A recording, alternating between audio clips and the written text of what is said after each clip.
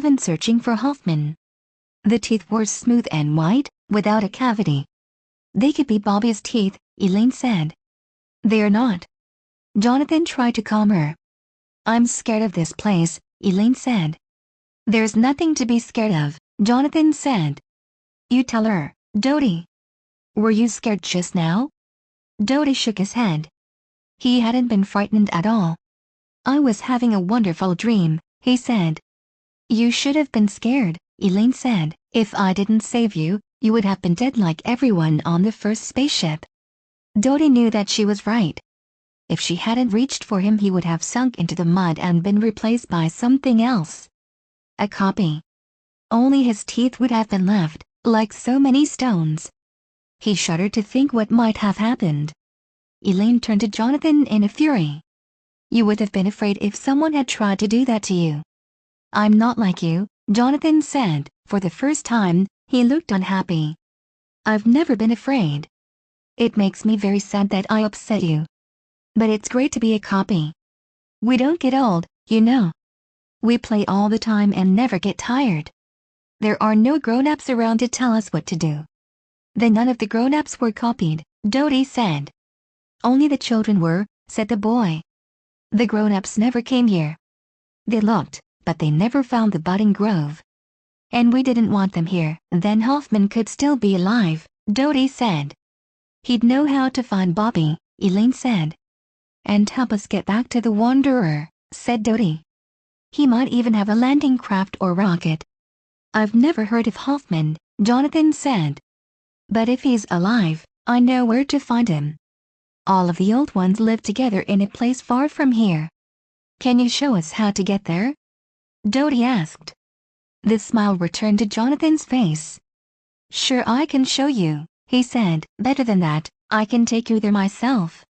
Getting there is dangerous, and you'd probably get lost. Let me take you. I don't trust him, said Elaine. Would you rather stay here and wait for the other children to catch us? Dodie asked her. She looked around at the damp, dimly lit room with its slab beds laid out in a row, one after another, like tombs. Take us to Hoffman, she ordered Jonathan, and the boy went racing from the budding grove so fast that the other two had trouble keeping up with him. After the three of them had been clambering steadily up steep passageways for more than an hour, Dodie had begun to doubt that they would ever see sunlight again. As they walked in the foul, humid air of the tunnels, he found his thoughts wandering to other places and other times. In his mind he began writing a letter to Tony and Alan. I keep wishing I could go to the beach again. I'd swim until I was so cold that my lips would turn purple. Then I'd come out and lie on the warm sand and let my bones bake in the sun. And when I was warm enough, I'd go back in the waves again. It feels like we've been walking forever. Sometimes I feel like I can't get enough air or that I won't ever see the sunshine again. So I think about beaches. I'm sure there are beaches here on this planet. From the lander we could see deserts running down to the sea. There are moons to pull the tide and winds to pile up waves on the water. There have to be beaches. He jogged ahead to catch up with Jonathan. He grabbed him by the arm. Are there beaches here? I don't know the word beaches, the boy said. You don't know much, Elaine said as she caught up with the other two. I wonder if you know your way out of this anthill. A beach is a place where ocean water washes over sand, Dodie explained more patiently. Of course, we have beaches, then, Jonathan said. But I'd never go there. Why not? Water too cold?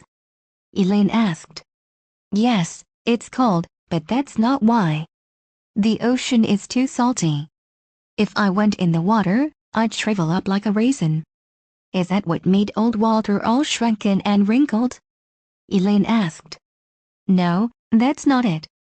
Jonathan laughed. He's about to spore. Spore? Elaine asked. It sounds disgusting. Spores are like seeds, Dodie said. Like the underside of a mushroom. But people don't spore. You saw that hump on Walter's back, didn't you? Said the boy. That was a spore pod.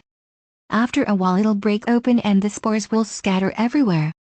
And what will happen to Walter? Elaine asked. There'll be nothing left, Jonathan said. Poor guy, Elaine said. He was cute in his way. He looked like one of those dried-up applehead dolls. He's the one among many.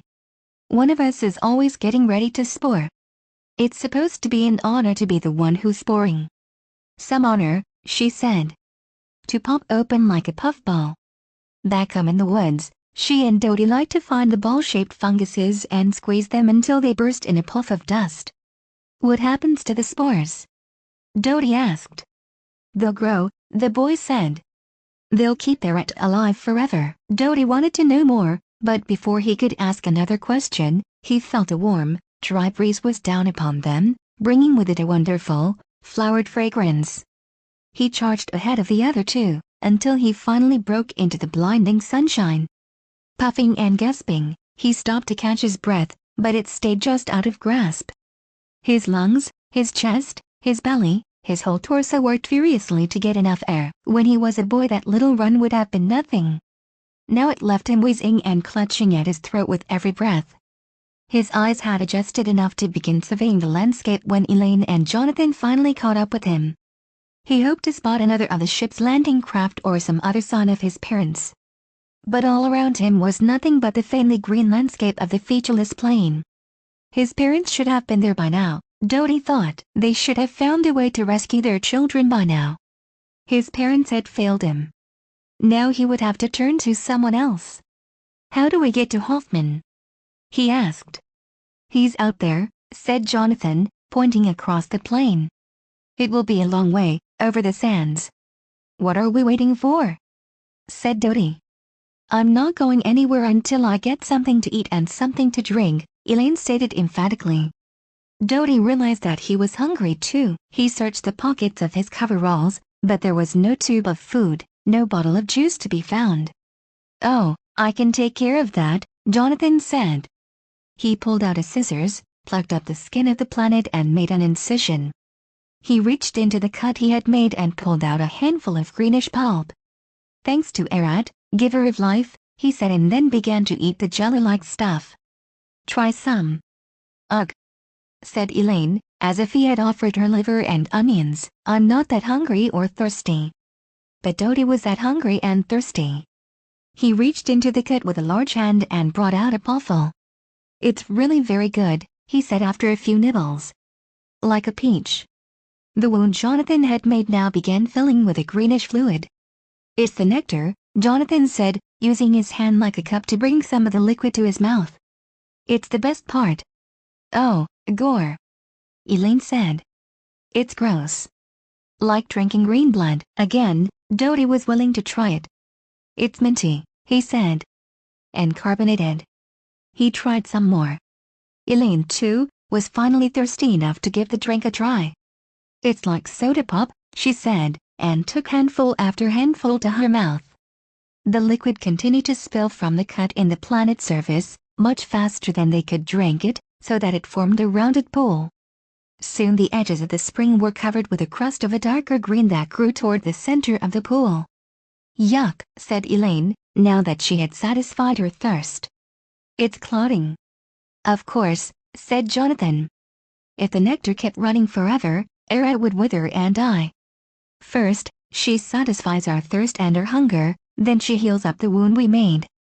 Miraculous, Dodie said.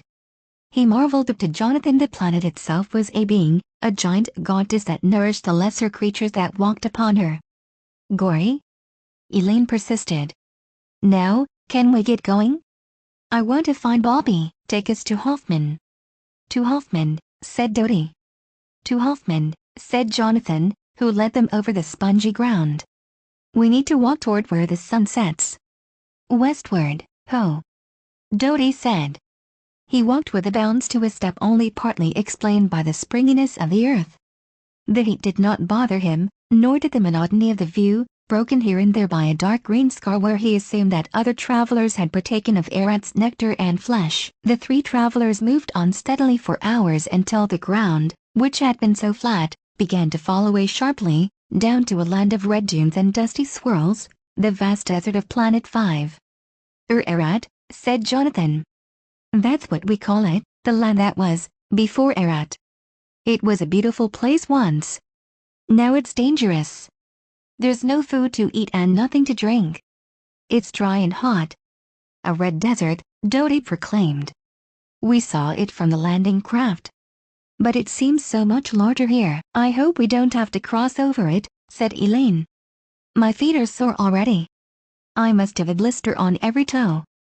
We don't have to cross it, not all of it, Jonathan assured her. But we do have to walk out on it. But not right away. We need to wait until night, when the air's cooler. And then we'll have to watch out for the Winims. What are Winims? Elaine asked. They're fearsome creatures that live out on the desert. They were here even before Arad ever came. They don't like strangers at all. They're our enemies. They sound like the Indians, Elaine said. Indians? Jonathan was puzzled again.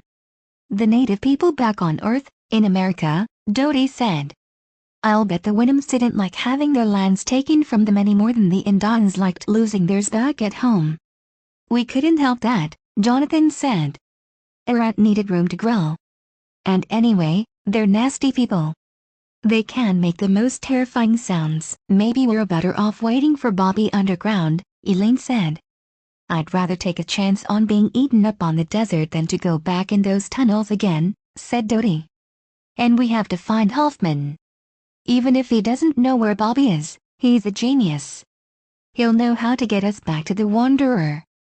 Jonathan made another incision in the planet's skin and drew out more food and nectar. Elaine and Dodie were so hungry and dry that they filled themselves to bursting. Then they napped until almost sunset, getting up in time to watch the purple rays of an alien sun. From the slopes of Arad, they could see the swirling whirlwinds of desert dust rising in the distance. Jonathan did not seem to need sleep. He stood the whole time, as night fell and the first stars began to appear. At last a pair of half-moons, small and silver, rose up in the sky, touching the desert with their pallid light. We have 5 moons, Jonathan explained. These 2 we call the doublet. The other bigger ones follow later on. It's a good idea to begin now, when there's light enough for us to travel but not enough for our enemies to see us. It was surprisingly difficult to walk down the steep slope without falling, so they slid down on the seats of their coveralls until they reached the desert dunes. Although the air was cool now, almost chilly, the sand still radiated the heat of the day. The going was slower, as their feet sunk into the sand and their path took them up dunes several stories high and then down again into sandy valleys. I'm thirsty, Elaine said. Dodie's mouth was thick with dust and sand, but there was nothing to drink on the desert, away from the living surface of Arad. Here the land was dry and dead. They walked along ever more slowly, the twin moons casting faint, double shadows across the sands. I'm very thirsty, Elaine said again after they had walked over another dune. Aren't we ever going to stop? Dodie was surprised that his sister would behave like such a little kid, but he did not have the energy to quarrel with her. We have a long way to go, Jonathan said, giving Elaine no comfort at all. We can't stop now, while we still have the doublet moons to travel by. Dodie had seen Jonathan look up from time to time, using the stars to guide them across the strange, forbidding landscape of Arad. It was an alien sky above them, of glowing planets and twinkling stars in unfamiliar combinations. On Earth, Dodie could pick out Polaris, the North Star, from all the others. And he supposed that here too, there were guide stars that allowed Jonathan to keep them on their course as they crossed the rolling desert. The first of the double moons fell below the horizon, quickly followed by the second. When they dropped, it was as if someone turned up the power of the stars, so bright did they shine against the pure blackness of the universe behind them. A wide smudge of light across the sky was surely the same Milky Way that Dodie had known as a boy on Earth. Jonathan hunched down as they neared the top of a dune. We have to stop now and wait for the mother moon, he said. It won't be long. The air was cooler now and the faint breeze rose from the direction of their travel. Dodie lay back in the warm sand. He could hear Elaine's deep breathing as she settled into sleep, but Jonathan sat rigidly near the crest of the dune, vigilant and waiting. You seem worried, Dodie said. I know there are dangers here, but I don't know where they'll come from, Jonathan said. It's a good idea to lie low and be quiet. Dodie could not sleep. He found himself shaking. His life had been lonely, but in its monotony it had been totally predictable. Now he could not be sure what might happen. He lifted up onto his elbows and listened for danger. And when he finally heard a noise, it was unexpected and earthly, like the hum of a high-voltage line across the desert. What followed was unmistakable, the sound of Elaine, not screaming but terribly frightened. "Oh! Oh! Oh!" she said. "What is it?" "What's on me?" She was on her feet, jumping and shaking as if she were dancing to fast music. "Get them off," she pleaded. "Dodie, help me get them off me." He leaped up and scrambled down toward her. Every inch of Elaine was covered with a silvery, seething crust of tiny insects that shone in the soft glow of stars. Jonathan rushed to help. They brushed and swatted at a mass of swarming life that covered Elaine. Large pieces of the stuff dropped off, clods that fell and dissolved into the sand. The earth hummed and sizzled beneath their feet as the shiny clumps scattered and disappeared into the dune. And then there was an awful silence, complete and alarming, as if even their lungs and hearts had for the moment stopped to rest. "I'm okay. I'm okay," Elaine said at last. "Ooh, that was awful." What could they be? They were like insects, but smaller than insects. And so many of them, billions of them, all over me. Dodie shuddered. "Did they hurt you?" he asked. That's what was so strange. It didn't hurt a bit. Maybe I was too scared to hurt. "What were they, Jonathan?" "They wouldn't hurt you, because you're still alive," the boy explained. "They're called scourers. They're everywhere, but you just don't see them. The smallest movement can frighten them away. They're not interested in anything alive. They're scavengers. They scour this planet for things that aren't alive. They eat the dead." "What's that smell?" Elaine brought her hands to her nose and sniffed them suspiciously. "Can you smell it, Dodie?" "It's strange," he said. "Like overripe fruit." "It's from them," Elaine said. "From those little creepy things. I'm covered with their awful smell. I wish I could take a bath. How do I look? I must look terrible. I wish I was home. Let's get away from here, before they come back again." Dodie held Elaine close to him and stroked her hair. "Everything will be all right," he found himself saying, as if he were his own father. "You'll be fine, just fine." Jonathan put a hand on each of their heads and stroked them. "Don't worry," he said. "I'll get you to Hoffman. I promise." At last, a huge moon rose above a distant dune. Like the doublet, it was only half illuminated, a half moon but so large that the desert became visible under its silver light. "Be this way," Jonathan said. Instead of climbing to the top of each dune, he led them instead through valleys and depressions. Although this winding course lengthened the distance they would have to travel, it kept them away from ridges. "I don't want us to be so visible," he said. Dodie was feeling his 60 years. His legs were leaden, almost as hard to move as the limbs of the toy knights he had left behind on Earth. "Couldn't we stop for a minute?" he asked. "I'm tired too," Elaine asserted. "I forgot that you get tired so easily," Jonathan said. "We can rest for a while." In the quiet of a valley between two dunes, with the half-moon directly over their heads, they stopped. They were too fearful now to lie down in the sand and sleep, but crouched down and cramped, they got what rest they could. Again an unexpected noise broke the stillness. It was muted at first but quickly grew louder and louder. It was unmistakably the sound of hooves in the sand, hundreds of them. "The Winhams," Jonathan said. "Don't say a word." Closer and closer came the hoofbeats. "Oh, I hope they don't find us," Elaine said. She'd spoken too loudly. The pounding hooves stopped. Dodie was the first to look up. At the top of both dunes stood hundreds of tall, sturdy figures. They looked like men, but they seemed larger than men.